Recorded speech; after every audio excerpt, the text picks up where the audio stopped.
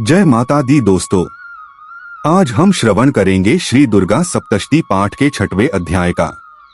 महर्षि मेधा बोले, देवी की बात सुनकर दूत क्रोध में भरा हुआ वहां से असुरेंद्र के पास पहुंचा और सारा वृतांत उसे सब कह सुनाया।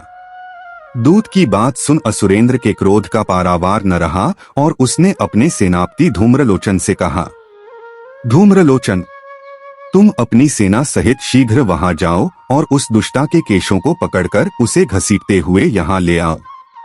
यदि उसकी रक्षा के लिए कोई दूसरा खड़ा हो, चाहे वह देवता, यक्ष अथवा गंधर्व ही क्यों न हो, उसको तुम अवश्य मार डालना। महर्षि मेधा ने कहा। शुंभ के इस प्रकार आज्ञा देने पर धूम्रलोचन 60,000 राक्षसों की सेना को साथ लेकर वहां पहुंचा और देवी को देख ललकार कर कहने लगा, अरे तू अभी शुंभ और निशुंभ के पास चल।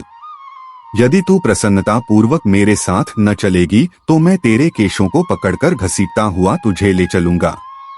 देवी बोली, असुरेंद्र का भेजा हुआ तेरे जैसा बलवान यदि बलपूर्वक मुझे ले जाएगा तो ऐसी दशा में मैं तुम्हारा कर ही क्या सकती हूँ।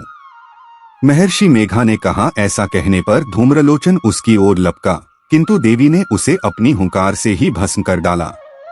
यह देखकर असुर सेना क्रोधित होकर देवी की ओर बढ़ी, परंतु अंबिका ने उन पर तीखे बाणों, शक्तियां तथा फरसों की वर्षा आरंभ कर दी। इतने में देवी का वाहन भी अपनी ग्रीवा के बालों को झटकता हुआ और बड़ा भारी शब्द करता हुआ असुर सेना में कूद पड़ा। उसने कई असुर अपने पंजों से, कई अपने जबड़ों से और कई को धरती पर पटककर अपनी दाढ़ी से घायल करके मार डाला। उसने कई असुरों के अपने नखों से पेट फाड़ डाले और कई असुरों का तो केवल थप्पड़ मारकर सिर धड़ से अलग कर दिया। कई असुरों की भुजाएं और सिर तोड़ डाले और गर्दन के बालों को हिलाते हुए उसने कई असुरों को पकड़कर उनके पेट फाड़कर उनका रक्त पी डाला। इस प्रकार देवी के उस महाबलवान सिंह ने क्षण भर में असुर सेना को समाप्त कर दिया। शुंभ ने जब यह सुना कि देवी ने धूम्रलोचन असुर को मार डाला है और उसके सिंह ने सारी सेना का संहार कर डाला है, तब उसको बड़ा क्रोध आया।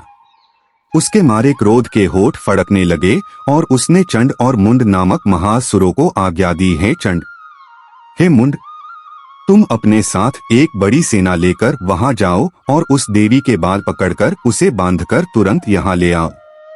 यदि उसको यहाँ लाने में किसी प्रकार का संदेह हो तो अपनी सेना सहित उससे लड़ते हुए उसको मार डालो और जब वह दुष्टा और उसका सिंह दोनों मारे जावें तब भी उसको बांधकर यहाँ ले आना।